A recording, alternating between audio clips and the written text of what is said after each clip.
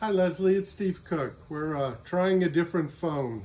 Oh, okay. I can hear you. Okay, good. Unfortunately, I'm on a Samsung, so I can't FaceTime you. Yeah, Um, no worries. but Rachel's going to video me talking to you on the phone while I go over everything with you. So, Okay, uh, wonderful. I have you here on speaker, and my husband is here as okay, well. excellent. Um, your parents were here earlier, but they have, I don't know, gone away. So, um, did you want to wait for them or? No, I think we're good. Yeah, Okay. we can go ahead and get started. Okay, all right. Are there any particular questions or concerns that you all had with the house before, just so I make sure I address those items? Yeah, I think we had some questions about the septic, Okay, um, the specific location of the septic. okay, Wanting to understand where that is. And I think the way the system is set up over in Texas is different in California. But yeah, so just understanding the septic system, whether or not there are leach lines, and then I think there's an underground propane tank. It looked like. yes, So I have some questions about that. okay, There's also, hey Steve, there's hey, also some, what looked like initially when we walked through the house, it looked like there might be some water damage in the laundry area, the laundry space. I know yeah, some of the big boards were a little beat up. I don't know if it was from maybe a dog, maybe from, it looks like when they stained their concrete, they might have gotten some stain on the baseboards, but in particular, it looked like there was some potential water damage. So I'm not sure if you had a chance to look at that in the yes. laundry. I did, and we'll kind of go over that. I'll give you my theory on it. Unfortunately, I can't give you a definitive answer on what caused it, but we'll talk about that a little bit too. So, all right. So I'm just going to kind of go through the house in the order of my report here. Everything that I go over will be in the inspection report, and there will be additional information in there too. So what I want to do is kind of make sure that you're aware of the key issues and things that I've observed or identified today, and kind of explain some of the things that will be in the inspection report as well. So and then we'll be sure to talk about those baseboards and what's going on there and the septic too. So starting just kind of big picture on the house. The first thing to understand is that this is what we kind of term country construction. Okay. And what I'm saying there in as polite a way as I can is that this house was built where there's no building inspection or oversight. Okay? Okay. So that doesn't mean it was poorly built or a bad house. It just means that there are some things that they did the way they've always done it, regardless of what current building standards are. Okay. All right? And also, there's probably nobody coming along behind them to go, hey, you missed this, or you didn't caulk that, or you need to finish this and that kind of little thing. Okay, so there's a lot of little details like that, and I'll kind of address those as I go through. But just kind of understand that a lot of this stuff is just because it's in the country. You have beautiful property and no caulk around about half the windows. So, that's just kind of the way it is. It's an easy fix, but that sort of thing. So, starting with the structure of the house, the foundation looks just fine. You'll see a couple of notes on there. There's one spot on the right side of the house where I can actually see an end of a post-tension cable. That should be covered over just to prevent it from rusting. But it's you do a little maintenance now, you don't have a problem in 10 years kind of thing. So, at the back of the house, I've got a little bit of negative grading. So just kind of here beside, I'm standing on the back porch. So beside the back porch here, just looks like we may not be graded to drain very well. And it's something you want to keep an eye on. You do have gutters all the way around the house, so that will certainly help, but just kind of be aware we want to watch that area. What we want is for water to drain away from the house, right? So we want the water to drain away from the house and not stand next to the foundation. Because of the extremely expansive clay soils we have in this part of Texas, when the soil gets wet, it swells up. When the soils dry out, it shrinks, and our houses settle a little bit. So really not seeing that kind of problem with this house, but just that's what we're trying to avoid. Okay. The roof is going to need some repair. It appears that there's been some wind damage. We've got 2 places where shingles have blown up or blown off the roof. So that's exposing decking and underlayment there.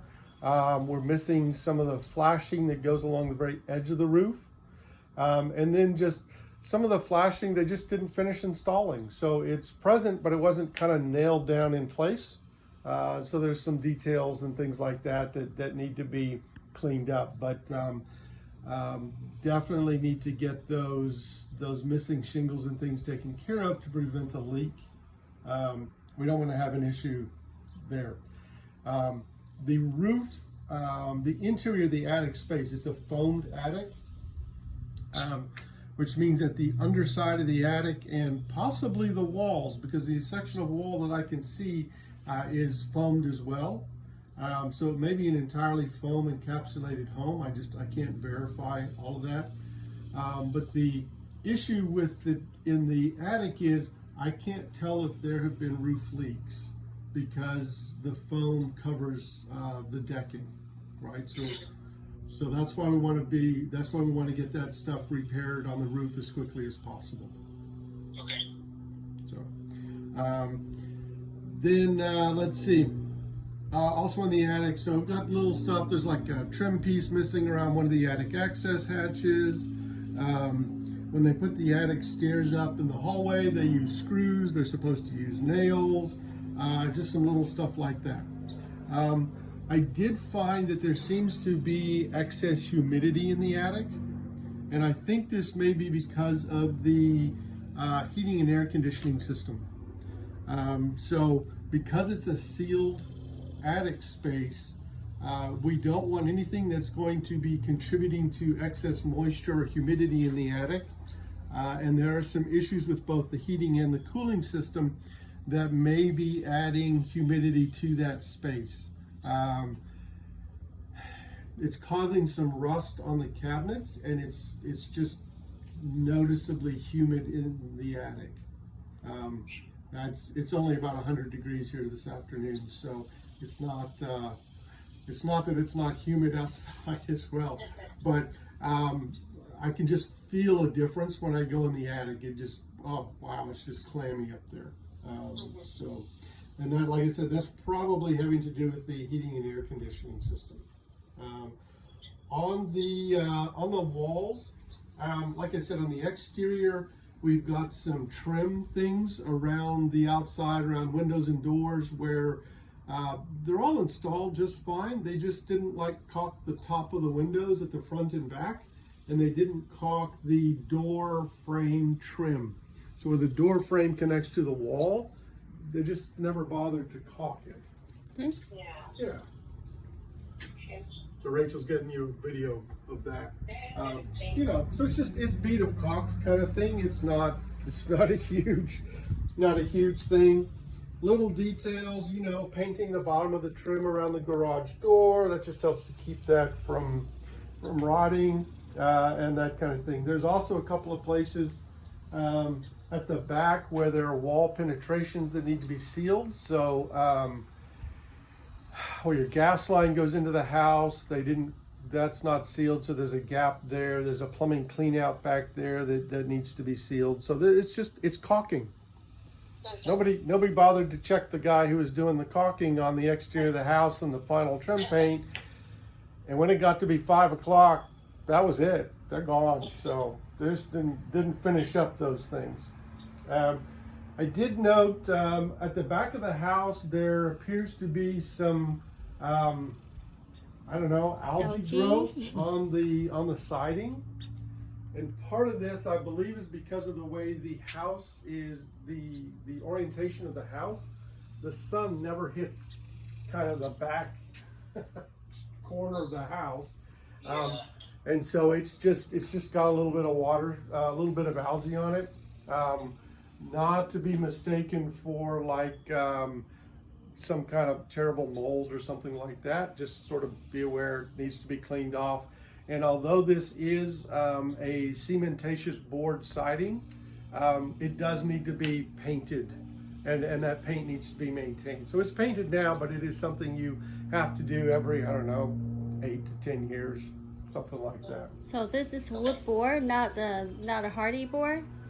I can't see a label, so I can't tell. Yeah, the common term is Hardy, because Hardy is the main manufacturer of it. But Hardy sues people for saying this is Hardy board when you can't tell. And so I can't say it's Hardy board, but that's essentially what it is. Oh, okay. Yeah. That's so it's not a real wood board. It's not wood board. No, it's the trim is wood or an MDF. Most of it's wood. The siding is cementatious board or cement board. So it's not gonna get rotted through. Right, it's not going to rot That's through good. or something like that. It's more likely to crack than anything else. Okay. There is a an outlet on the soffit at the back exterior that's fallen loose. Huh? Yep. So Rachel's getting a video of it. That outlet is just leaving a big opening into the soffit. That's where birds or squirrels or anybody else can get into part of the attic. So they're getting into the part of the attic before the foam insulation, but we don't want anybody else getting into your attic. So it's just a matter of reinstalling that stuff. Okay. Let's see. So walls. Okay. The other thing on the walls, on the stairs, just below the window on the stairs, there is a little bit of a water stain, or appears to be a water stain, around the bottom corner, kind of going from the bottom corner of the window down the wall. That's one of the places where the baseboard is swollen up, indicating that it's gotten wetted sometime. So at some point, water got in that window. What we can't tell is, did somebody leave the window open when it rained? Or is the window not properly sealed, and so we're getting water in around it when the wind blows the right direction during a rainstorm? Sure. The best solution there is to make sure that the exterior of that window is well sealed and caulked, recaulk and seal the exterior of the window. And then keep an eye on that when it rains so that you can tell if something else is going on there. The wall's not rotted, the stain is very light. Honestly, I probably would not have noticed it if that baseboard wasn't swollen up there and kind of drew my attention to it. So, Okay. windows throughout the house are in good shape. They all open, close, and latch. Some of them are a little bit stiff, but I'm probably the first person to open the windows in a long time. So they also they're nice. They have a tilt latch on them, so they tilt in. You can open them up and tilt them in and then clean the window without having to take the screen off. So good quality windows. Good quality windows. On the doors, there are a couple of doors, especially the big heavy doors, that seem to have sagged on their hinges a little bit. And so they bind or hit the door frame and they don't close properly. So master bedroom door, laundry door. In the downstairs half bathroom, there's kind of a little closet behind the bathroom, and that door hits. And so these doors don't close properly, and we'll need some adjustment. I don't think it's structural. I think it's the installation of the door and the heavy doors hanging against the hinge. Okay. Kind of thing. Couple of doors that don't latch. So there's a master bedroom door that doesn't latch. That's the only one? Yeah, I think that was the only one that didn't latch.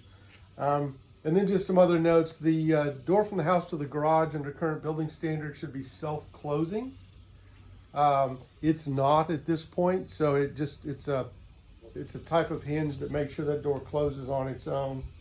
The back door, it's a double door.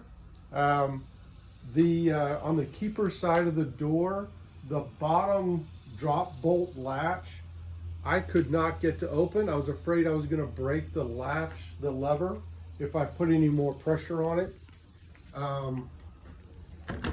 So it may just need a little WD-40 or something on that, but yeah, we're looking at that here.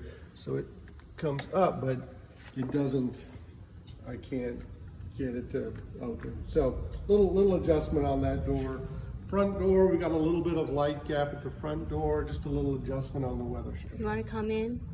Yeah, It's too hot. it's getting hot outside. Can you all hear I'm me getting okay? steamed. Okay. Fireplace, it's a wood burning fireplace. You do have a gas starter pipe in there. It's been used, so I'd recommend cleaning the fireplace. And then when the gas pipe goes through the side of the firebox, it needs to be sealed. So just fire rated caulk around that to kind of seal it up. On the electrical system, your service entrance is at the left side of the house by the garage. Your breakers are in the garage. That's where your breaker panel is located. There are a couple of minor items that are noted on the electrical panel that honestly, we don't do it that way anymore, but that's the way they've always done it, so that's the way they did it on this house. Which I mean is just a little bit of older installation technique. It doesn't really affect the function or performance of the electrical panel, so it looks pretty good. There. A couple of loose receptacles, I just need to be the points to be tightened up a little bit. The ceiling fan in the master bedroom, the fan works, the light does not. The bulb is probably just out. There's a remote there, but it doesn't seem to work. And then just we're missing what's called ground fault protection in the laundry room. Are you all familiar with GFIs? Yes. Okay. So current standard is to have your receptacles in the laundry also be GFI protected. The one next to the sink is, the one where the washer plugs in is not. So new standard, not protected. Don't stand in the bucket of water and play with that receptacle. That's kind of good. We're missing a smoke detector upstairs. We're missing a battery and a smoke detector downstairs. It's beeping over here. And what else? So we have a carbon monoxide detector in the downstairs outside the master bedroom. We should also have one in the other hallway and upstairs. So just adding some carbon monoxide detectors in a couple of spots to make sure that we have all of that protection. On your cooling system, so nice cooling system, honestly, and you have zoned controls, so you have 3 thermostats throughout the house to control the temperature in different sections of the house. So it's zoned for like master suite side, main living, and then upstairs. So single system, but you have the controls for those areas. The air conditioning needs to be serviced. The outside is dirty. Let's see, the outside, yeah, the outside's dirty, and it's cooling, but it's not cooling as well as it should. So we should have a temperature differential between where it's pulling the air in and blowing it out of about 15 degrees at a minimum. So somewhere between 15 and 22 degrees. We're getting about 10. So we are pulling heat out of the air. I can tell the system is functioning, but not as well as it should. That could be a result of it being dirty, can be a result of it being a little low on the refrigerant, which by the way, it is running the new refrigerant, the 410A, not the R22. So you have a new system. It's just not been well maintained. So on the heating system, it is a gas furnace. A little note you'll see in here. Oh, no, sorry, that's on the water heater. Never mind. So it's a gas furnace. It does have the label, so it's been converted to run with propane. and it worked just fine. So Okay, good. because it's located in an attic, in a sealed attic or foamed attic space, the combustion chamber for the furnace is typically sealed. This one is not. So that means that there is some air exchange between the combustion area and the attic space. Because the attic space is part of the living space, we're pulling combustion air from an area that we're not really supposed to.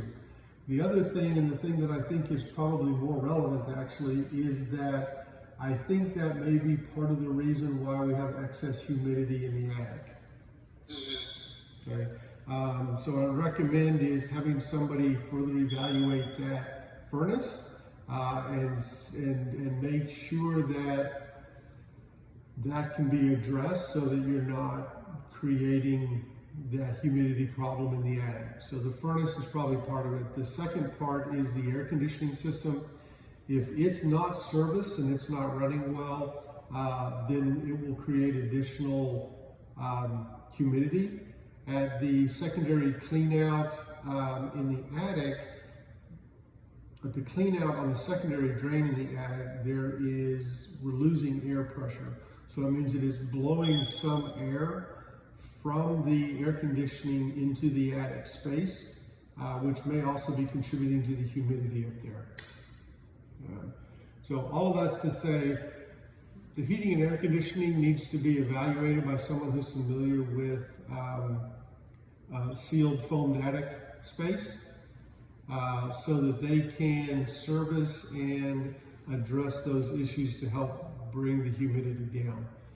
I have seen where one of the solutions is that they simply open a return, they put a return air and they put a register air into the attic. So they're literally circulating air from the attic up there, and that can help to pull that humidity out because it will cycle it through the air conditioning system.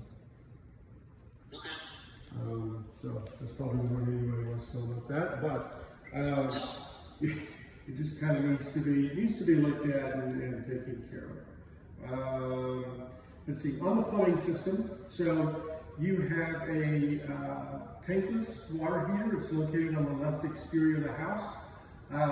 It's supposed to be, well, it's set in the wall, but it's not sealed or caulked around the outside, so that should be sealed. Just kind of to make sure we don't get water in around that on the wall. Other than that, it worked okay. The water heater is functioning and providing hot water. It's supposed to have a label that tells me it's been converted to propane. I can't find that label. However, if it had not been converted for propane, it would be making inky black smoke every time it kicked on, and it wouldn't be working right. So I'm pretty sure it is. I just can't verify it, so you'll see that note in there. On the inside, it's little stuff. We have a couple of drain stops on sinks that aren't working correctly. In the upstairs bathroom, there's a little bit of a leak at the base of the toilet. Probably just needs to redo that seal up there. A couple of the toilets, I noted them as loose, and they're a little loose. Loose doesn't get better on its own, so a little bit of addressing that now as a minor thing prevents it from getting worse and becoming a leak.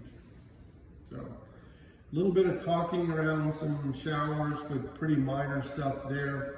In the master shower, there's a hot-cold reverse at the faucet controls. So for the back shower, when you turn it to hot, that's actually cold, and when you turn it to cold, that's actually hot. So it's annoying. I have one of each in my house. One's correct and one's backwards, and yours happen to be in the same bathroom because it has a double shower in there, so it's just kind of amusing to have that. The other thing, just be aware of this, that shower is what's called a curbless shower, which means while it slopes towards the drain, there's not a curve on the edge of the shower. which means that if that gets blocked up, that water will more easily overflow the shower and kind of get into the bathroom. So just be aware of it, keep an eye on it. It drained okay, it worked just fine. I didn't have any issues with it. We just kind of like to flag that so that you're aware of it. The faucet handle for the tub in the master is loose. So I turned on the hot water and then the faucet handle fell into the tub. So it works fine. I just fished it out and turned off the water. But just there's a little set screw in there. That set screw seems to be missing. This is kind of all that is. So yeah. Just an oddity that I've noted. I put in the report here. Somebody has put a heating blanket in your water heater. So in the edge of inside the water heater behind the door, there's actually a little heating blanket. I think they were trying to prevent freezing during some cold weather we've had the last couple of years. So I kind of thought that was entertaining. I took a picture and put it in the report for you. Do they have a generator? No. Then heating blanket won't work with no power, right? No, it won't work if there's no power, but it was a nice effort. Maybe they thought it was going to freeze because it's on the outside. I don't know. Oh, maybe before they lost power, they just okay. So they were trying to maintain. They're trying to maintain that. Yeah. So, Okay. That makes sense now. Yep. On the propane tank, since we're going down here through gas systems, your propane tank is buried. It's in the backyard, about 20 feet off the back of the house there. There's not much more that I can see with it. So I can tell you that it's working because and that there's gas in it because the gas cooktop, water heater, heat, and fireplace all came on and worked. Sorry, go ahead. Oh no, I was just agreeing. Okay.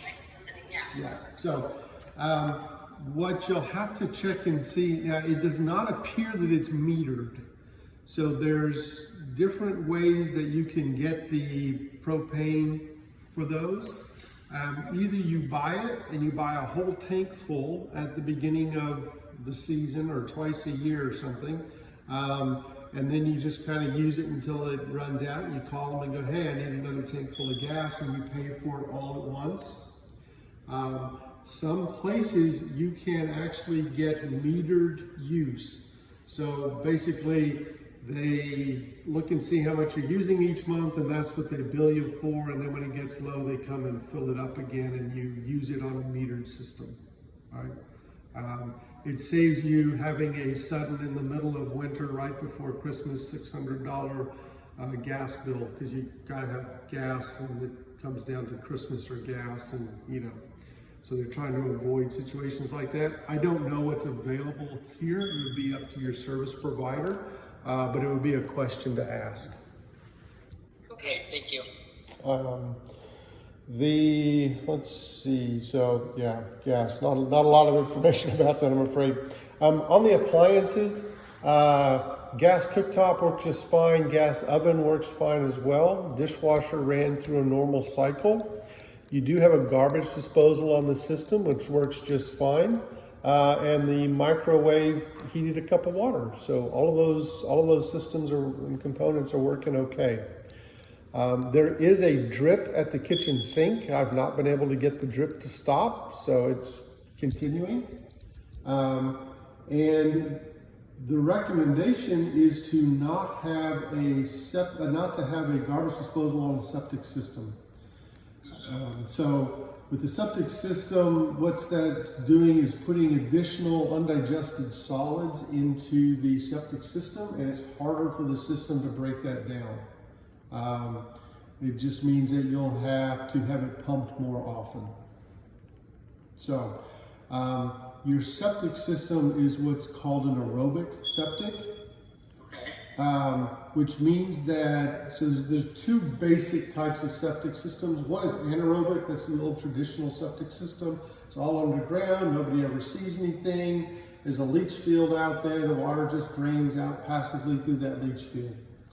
An aerobic septic system has some active functioning components, things that need to be running and working. So for one thing, we're using aerobic bacteria to break everything down in the septic system, and so they need air. So on the outside there's a pump, and that pump is an air pump. So the one above ground is an air pump, and it should be running pretty much all the time. And you just hear the little thing burbling along, and it's just pumping air into the system. So that way the aerobic bacteria have air to live on. And then the bacteria break down everything that goes in there. It will separate out, so the solids go to the bottom, the liquids will flow into the next tank.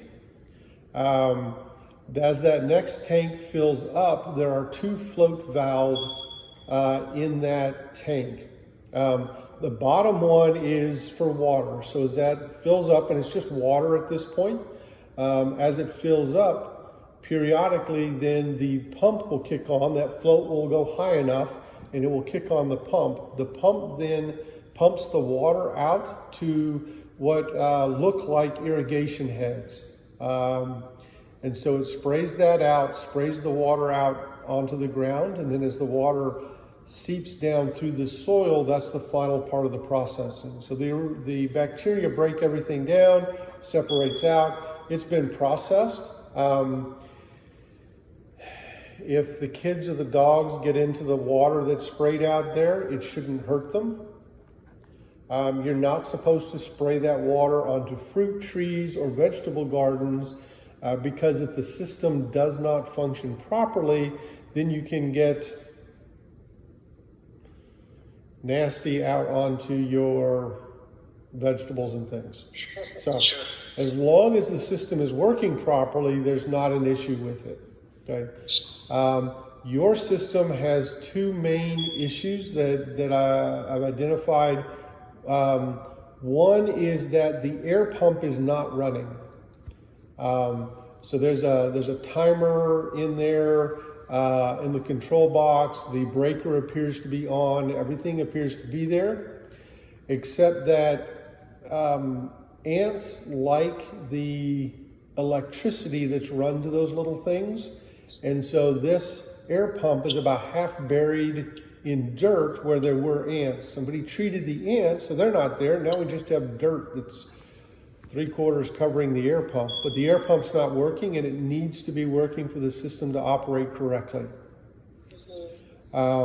This means that everything that goes into the septic tank is not being broken down properly, which means what's getting into the final tank is not processed water, and so you will get an effluent odor, bad smelling water that's coming out of your septic system where it sprays. The spray heads are on the right side of the house. The septic tank is on the left side. The spray heads are on the right side of the house. I was able to identify 2 spray heads. There's typically 2, sometimes 3. It depends on the design of the system. The first one was working okay. The first spray head is working okay. The second spray head is not. So that means one of 2 things. Either there's a break in the water line and we're not getting enough water pressure. It operates under water pressure. It's just like a lawn irrigation system. Pressurizes it, and like when you hook up to your hose or have in your lawn, it works. The second one is just kind of dribbling water. So either the spray head is clogged or broken and not working, or there's a leak somewhere. So that needs to be chased down and fixed, and that air pump needs to be fixed. So basically the system needs somebody to go through it and fix everything and then make sure that it's working properly. One other little note, there is a white, it looks like a clean out between the tanks. In the ground, looks like a little plumbing clean out. In that plumbing clean out is a place to put chlorine tablets. So not pool chlorine, but you get chlorine tablets from the septic people, and they stack them in there. As the water flows across that, It helps to make sure that the water in that last tank doesn't smell bad and doesn't hurt anybody. So we're missing the chlorine in there. So, yeah, that system's going to need a little bit of repair. I will kind of warn you, it's a little bit like taking your car to the mechanic because you have a check engine light on. They'll fix whatever is causing the check engine light, and then they may find a second fault in there. So just kind of be aware. Once they fix the air pump, they may find, oh, there's a second issue with the system because the air pump wasn't on, we won't see it. So just kind of be aware of that and make sure that they go all the way through the system and make sure that it's all working properly. Okay, sounds good. So that's a lot about septic. Nobody wants to know, but it's a good system. They're good systems. It does require maintenance. The other thing is you will be required to have a maintenance contract on the system. The state of Texas doesn't pay attention to a lot of stuff. Like, they can build a house here without telling anybody. But the one thing that they will know and they will follow is your septic system. So TCEQ, Texas, whatever for environmental quality, will know the type of septic system, who installed it, and who is supposed to have the maintenance contract on it. So just be sure that you can probably ask the sellers who had the contract, and then make sure that you get that contract and maintain it. They come out and check it periodically. So. Yep, sounds good. All right. That was a lot of information. I've been doing a lot of talking. Other questions that you all have? Oh, baseboards. Baseboards. So we have water staining and swelling on baseboards. And the last time I counted looking, I had put 9 pictures of baseboards in your report. So there's a bunch of them. The baseboards are MDF board, which is just fine until it gets wet, and then it just swells up. Well, you're familiar with it, good. Yeah. So my theory at the moment, and the best thing I can come up with is somebody's been mopping these floors with a lot of water. Okay. Right?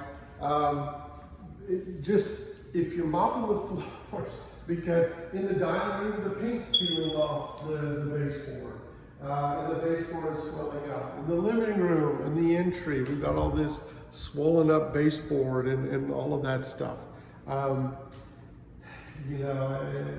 So I think when I ran the shower for the dog wash shower, which is pretty cool, by the way, I wish I had one.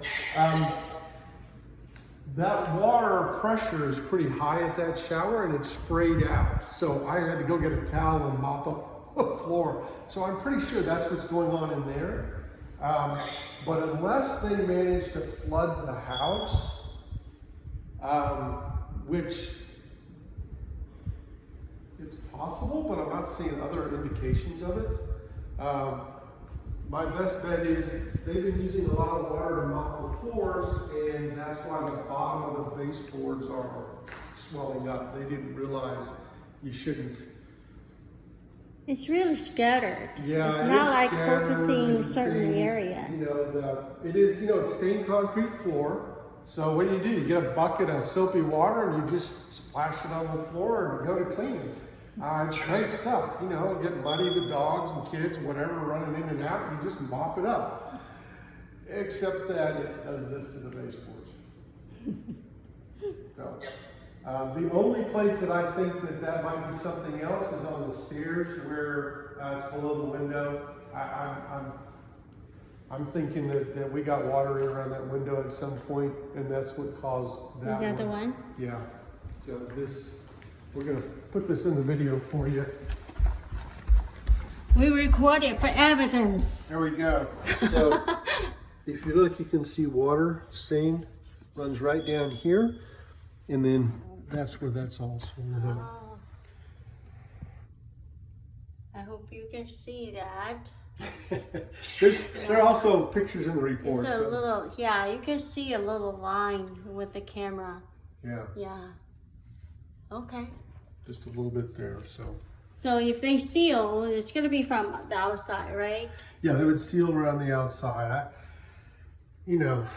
Odds are pretty good somebody left the window open during a rainstorm, but But it does not Yeah, soften the- over here. the window sill is not damaged. There's not water staining on the window sill. There isn't anything there. You can see the two lines from the We camera. Mm-hmm. are, there is a piece of roof that comes down right there, so it's possible that flashing got overwhelmed, but the wall's not damaged. It just has one little line. It has a little damage from the dog. Yeah. So, Okay. what I'll do is I'll have this report finished up and out to you probably late this evening, but no later than first thing in the morning. Other questions? I'm sorry, I got distracted in the middle of that question. That's okay. You know what? Appreciate how comprehensive you're sort of walking us through. I don't have any questions in particular. I think in my head, I have a list of some things that are higher on the priority list, kind of what we talked about. Yeah. And some things that are a little lower that need attention, but Yeah. not critical, I would say. But, yeah, no, I don't have any questions. Right. When you get that report, if you do have questions, because like I said, I'm trying to cover as much